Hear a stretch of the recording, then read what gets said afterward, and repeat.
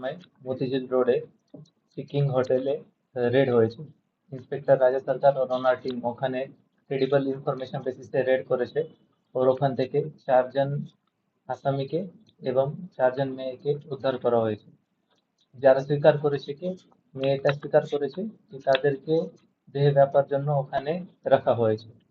এখন পর্যন্ত মালিক অ্যারেস্ট হয়নি। তাড়াতাড়ি ওকে অ্যারেস্ট করবো। ওর এনাকে আজকে কোর্টে ফরওয়ার্ড করবো। ওর পিসি নেব। এরা ওখানকার এ আলাদা আলাদা ডিস্ট্রিক্ট থেকে আছে। যে এখানে যে ম্যানেজার আছে রাজেশ শেখ, ও হুগলি ডিস্ট্রিক্টে বাড়ি আছে। বাকি যারা রয়েছেন বাকি যারা রয়েছেন একটা দুটো মুর্শিদাবাদে আছে।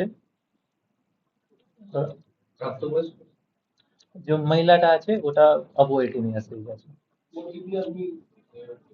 চারটা আসামিকে অ্যারেস্ট করা হয়েছে ওর 4টা মেয়েকে উদ্ধার করা হয়েছে। যার মানে বয়স কম আছে